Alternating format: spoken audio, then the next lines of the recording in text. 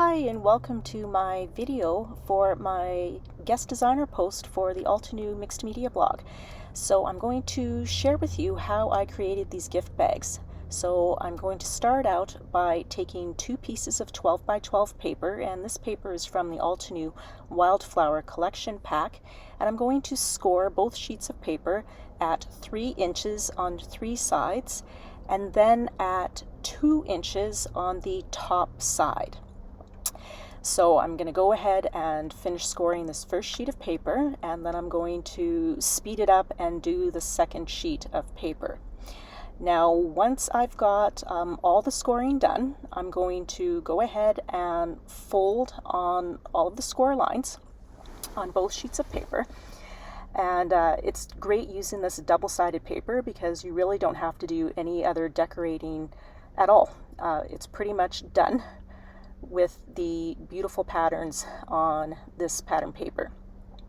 So I go ahead and score fold on all the score lines on the second sheet of paper, and then I'm going to just trim across on that corner on one sheet of paper, just on opposite corners, and on the second sheet of paper I'm going to cut out the corner completely. So this will enable us to put the bag together, and you'll see right here as I lay the pieces, one piece on top of each other, how it's going to go together. So now I'm going to go ahead and add double-sided tape. I'm using the Altenew Ultra Sticky double-sided tape. This is the 1-inch size, and it's really strong, so you want to make sure you've got your pieces lined up correctly before you attach your tape to the paper, because you will not be able to move it. So once it's lined up, the tape is super sticky. That's why it's called ultra sticky. So anyways, I'm going to go ahead and add the tape to all the flaps and fold them over. You can see I'm doing that top flap. I'm going to fold that over before I attach the sides of the bag together. That way I'm not dealing with little pieces of the flap. I know that it's nice and flush and lined up. So now you can see I just go ahead and add the tape to all sides there, and you can see the bag is pretty much all put together now. So now I'm going to add the handles. So I'm just using a hole punch there, and I just kind of eyeballed it on the first go, but I'm marking points with my ruler on the other side just so that I know it's fairly even. So I'm just taking some twine from my stash, and I'm just going to thread that through the holes, tie it all up together, and now I've got my handles. And so now I've got a gift bag that's approximately 6 inches tall. So super easy, super fast. So now I'm going to show you the same process, but this is a smaller gift bag, and this time I'm cutting my 12 by 12 paper down to 8 inches by 8 inches. So this is single-sided paper, so I'm just going to show you how you can take the single-sided paper, and you've got a blank, it's blank on the other side, but we're still going to be able to kind of customize this bag, even though that's blank on the other side.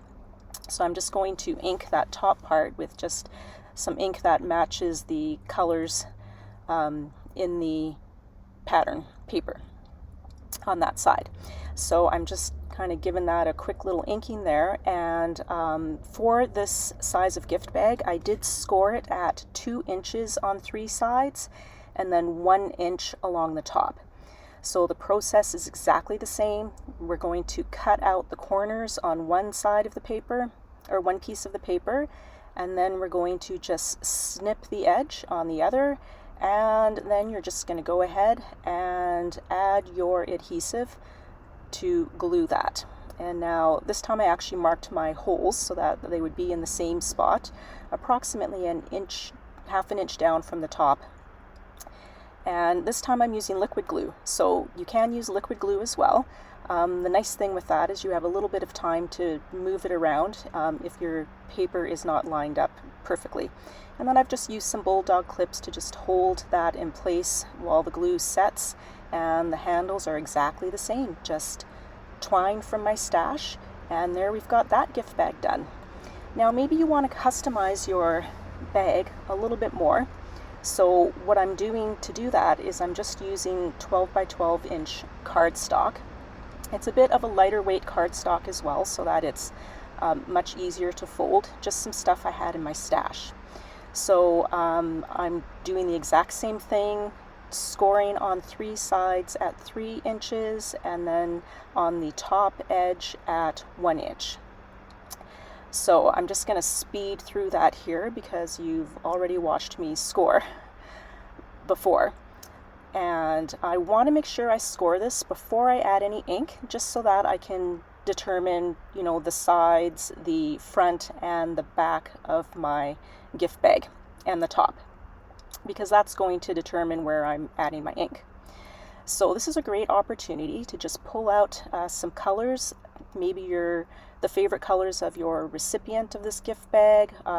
Maybe you are looking for, you know, if you want it to be more of a kid's gift bag, you can just pull out whatever colors you have.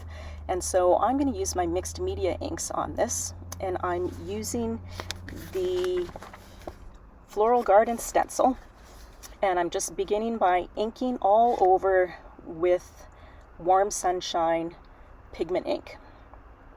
Now I don't have to ink all the way underneath that flap because you're not going to see all those pieces, so I kind of figured that out more so on the second sheet of paper.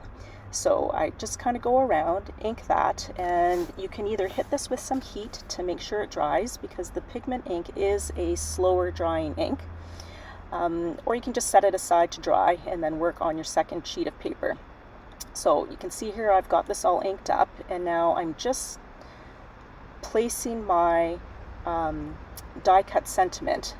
But you can see there that when I fold it over that top piece, it is covering up my sentiment. So I'll show you how I fix this here really quickly, because I could not peel up my die cut there. So I just trimmed off approximately a ½ inch from that top flap on both sides of the gift bag, so on both sheets of cardstock. And so now my sentiment on my gift bag is not being covered up by the gift bag or any part of the gift bag at all. So now I just go ahead and glue this all together like you've seen me do on 2 bags already, and you can see as I kind of lined everything up, I had a little bit of too much white space on the side, a couple of the sides of the gift bag.